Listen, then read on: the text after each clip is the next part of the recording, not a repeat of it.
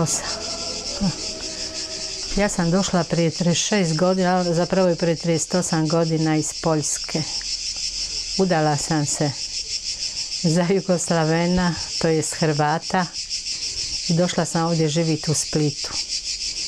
Nakon godine dana muž našao posao na Visu, na vodovodu, i tako smo došli živjeti na Vis 80. I od 80. do današnjeg dana sam na Visu. A inače sam ja Poljakinja iz Poljske, iz Gdańska. Ja sam bila prodavač na Plisko polje, prodavala sam, to je bilo poduzeće Dalma.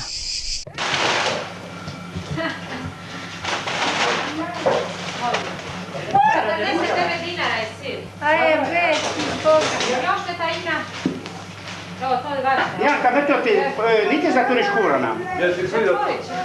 Šta govoriš? Onda ne idemo mi ljuze još kopanceti, ja? A kaj boš ono, kaj što? Butiga na Plisko polje je bila legenda. Tamo bi dolazili svi seljaci, sve bi pričali po cijeli dan, sve bi znala, sve šta se u kojoj kući šta događa, ko šta traži, ko se s kim svađa, ko se rodi, ko umro, svašta, ko šta napravi, šta je bilo prije 100 godina, sve se čulo, sve se znalo na Plisko polje. A ja sam ti bila isto kada u stara vremena bi doktor i pop i učitelj, da su bili su kao tri kralja, je. Tako sam i ja bila na Plisko polje, bili bi dolazili kod mene pitati, a ja bi bila glavna za donositi lijekove kad bi došao doktor Đorđević, a bilo najbolje, eto, kad je bila donacija lijekova. I onda bi svi stari išli kod doktora i onda bi ja njima nosila lijekove. I sjećam se jedan put, dobila sam 5-6 recepti od 5-6 ljudi i dođem u apoteku, a vidim apotekarka donijela jednu bočicu sa žutim tabletama i stavila ispred sebe male sitne kesice, jednu veliku žlicu i stavlja u svaku kesicu po 10 tih tabletica. I na svaku od njih recepta. Svima koji su bili stari mladi dobili su sve iste lijekove od donacije. Rekao Đorđević da su to svi stari, da njima onako ništa ne treba, ništa ne pomaže. A Poljakinje su trgovci? Trguju. Ko mi ono rekao, Vijeko kupi sad za 300 milijuna, 5 godina mu ide točno i još ne promijenio baterije. Evo opet tam je. Bilo puno ljudi na Plisko polje. Preko sezone bismo prodavali vikendom po 300 do 400 komada kruha. Ja bi prodavala na Plisko polje, bilo bi puno ljudi, a sad su svi umrli. Kad bi bili jematve, to bi trajalo po mjesec dana. Sjećam se, bili bi redovi sa onim traktorčićima malima, bi svak nosi po 5-6 vreća i ono bi išao skrenji na bazen i čekali bi red. Gdje go do 7-8 na večer. Jematve bi trajali po mjesec dana, nije kao sada, nema ništa, ni grožđa, ni berbe, ni ničega više nema.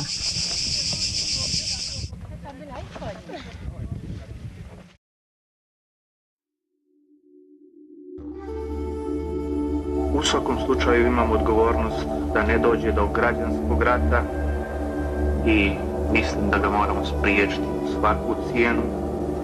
Ali ne može se ni situacija u Hrvatskoj riješiti bez Hrvata i protiv Hrvata. Pod prijetnjom tenkova i uniformi mislim da od dogovaranja neće biti ništa.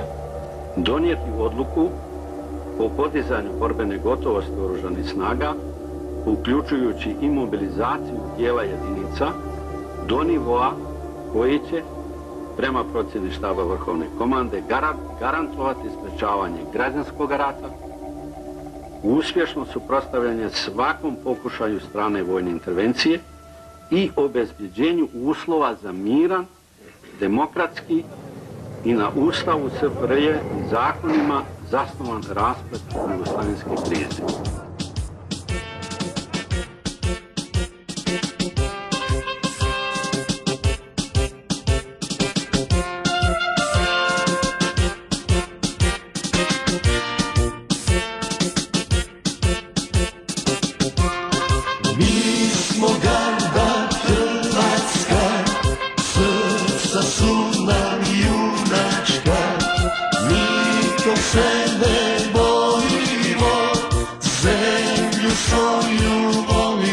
nikoga ne napadamo, ne diramo, ali onaj ko nas napadne, mislim da neće dobro proći. Pa bez razlike bila to Jugoslavenska narodna armija i četnici zajedno s njim. Neka dušman čuje pobjednički zvuk, odlučujući boj, krenuli smo mi za slobodu našu, pravednosti mi, za slobodu našu, pravednosti mi.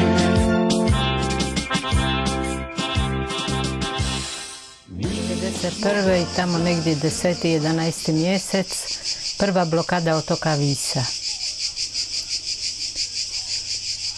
Dalma, mislim, cijelih 30 dana otok Vis bio odsječen od Splita,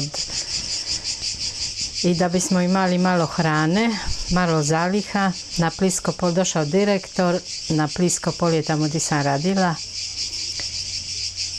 i došao i gleda butigu, gleda, a ja pitam, a zašto to tako gledaš? A on govori, moramo negdje napraviti robne zalihe, moramo to negdje staviti da Srbi ne saznaju gdje je to i šta je to. I pogleda, govori, može i kod tebe u skladište.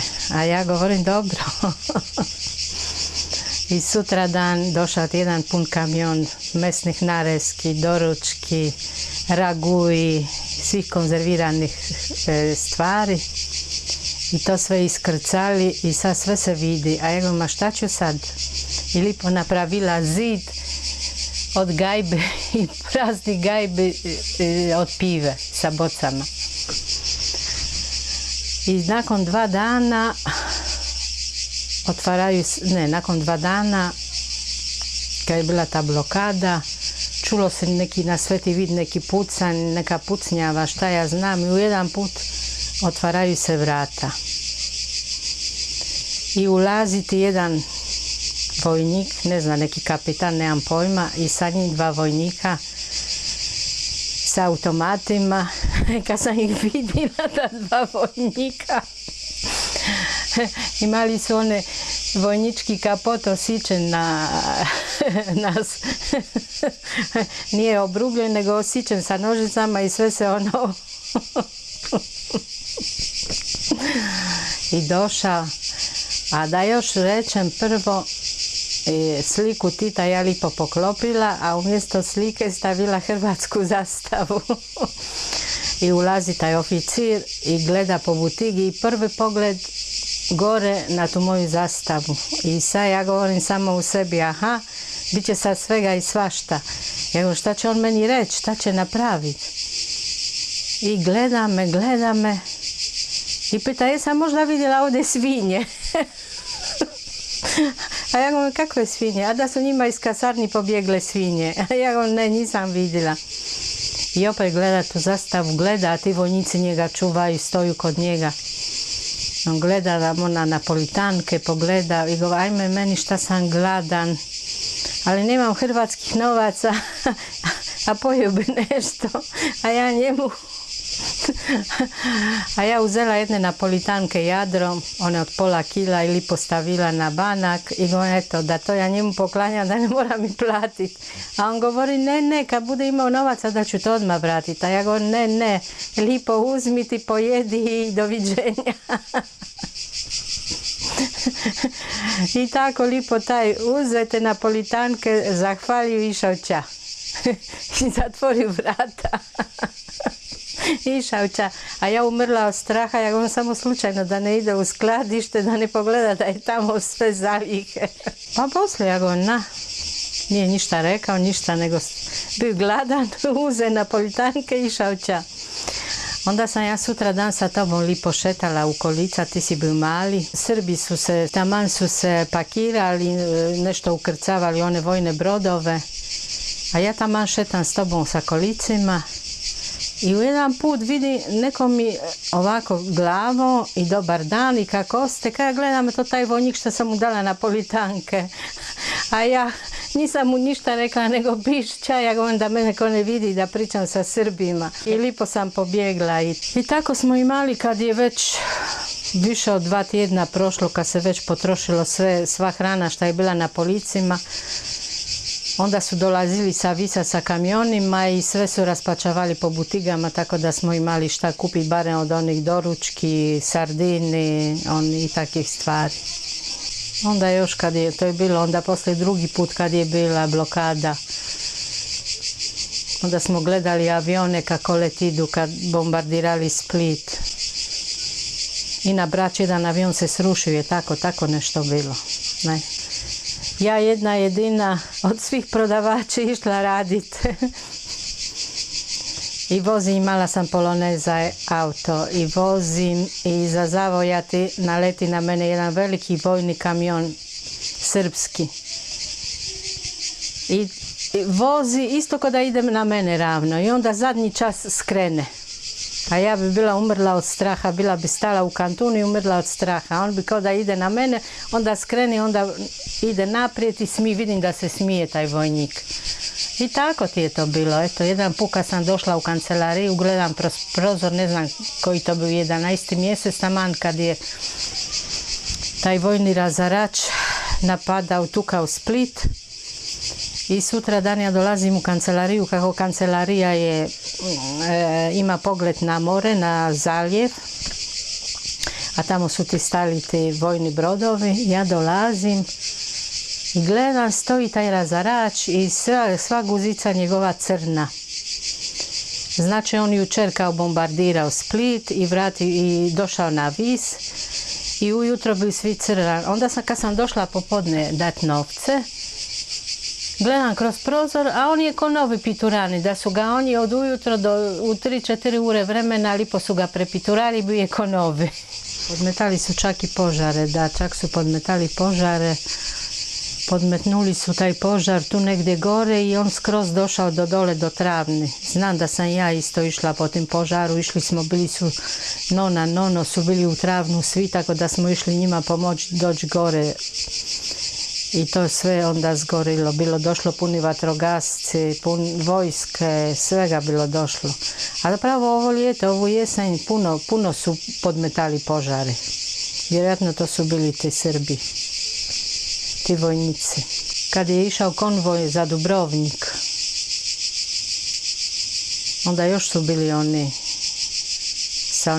bila je jugovojska i onda bi došao Liburnja bi došla, došla bi Liburnja, pa bi oni svi stali na tim vojnim brodu, svi sa onim automatima, sve na gotov, znaš. I sjećam se kad bi su se iskrcavali ti ljudi i onda bi naši ljudi donijeli neke pakete, nešto za Dubrovnik poslati i sve to. I toga bilo, eto ti. Tako da bila jugovojska i dolazi taj konvoj. A još ću ti ispričati kad žerava jedan put vidi da ispred njega pičedu 2 kamiona, a on sve približava se njima, gleda nešto iz tih kamiona ispada, neke kutije padaju. I on govori šta je to sada? I zaustavi se i uzme jednu kutiju, otvara kutiju, a tamo su ti mornarske majice, tako da 2 kutije lipo stavio u auto i svima dijelio mornarske majice. Pola Visa imalo mornarske majice. Sjećam se kad su pucali po nama po kući, čula sam po krovu kako su metke letili. Jedan put kad smo ja i Katarina prolazili, isto smo čuli kako pucaju metke. Katarina bila mala pa se plašila, plakala bi. A ti si bio ovdje kod none, tako da nono i nona bi tebe čuvali, onda kad bi išli leći, bili bi sve živo zatvorili, a nono bi uzimao sa sobom veliki nož kad bi upali četnici da može ih tući klat. To su te dogodovštine. A najbolje je bilo kad smo jednu noć, taman prije nego što vojska išla ća, ja gledam televiziju, a na televiziji rekli su na vijesti da se Srbi svi spakirali u brodove i sve obitelji srpske da idu ća sa Visa i ne zna se da čeka Višane neizvjesna noć. A ja bidna ostavila tebi, donijela kod nono taj kod none i lipo onu noć, lipo sam bila obučena, spakirala boršu, spakirala dokumente, malo vode, malo ića i jednu veliku boršu i Katarina i ja ju obučene i sad čekamo koja to neizvjesna noć će nas dočekati. I u jedan put čujemo da tamo od susjede na kuću neko kuca na vrata i neko viče, a otišli su Srbi. I tako su oni otišli, a mi obučeni spali i sve smo odahnuli da su otišli Srbi, da nisu ništa nama napravili. Eto. I ovo Greduća, ozbiljno je ovo mogućenje, ovo je istina.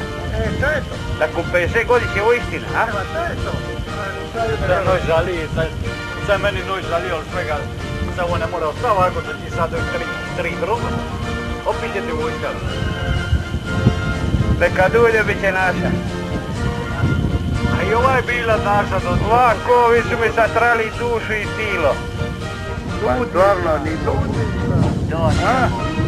Pa ovo je istina, majko moja da li Greduća.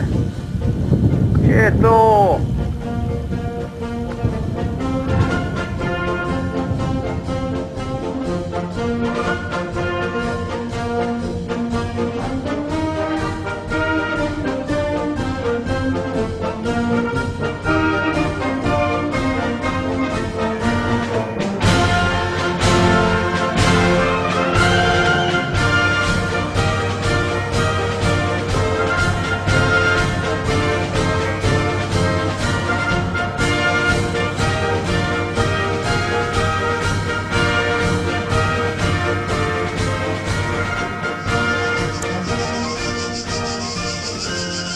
I tako kad su oni otišli ča,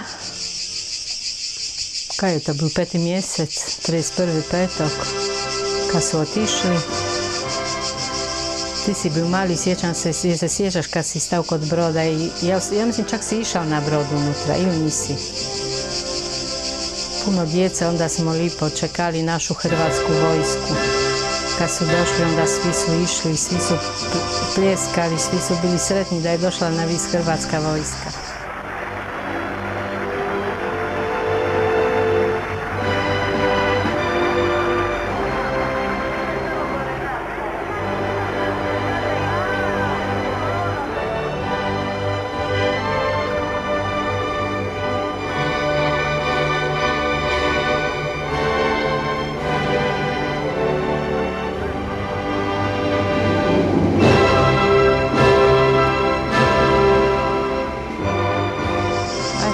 To je toliko o ratu. Eto, to je to. A nema više ni dalme, nema više ni butiga takih, nema ničega više. Odmah dalma propala. Ostali smo svi bez posla i to je to. To je onda bilo gotovo.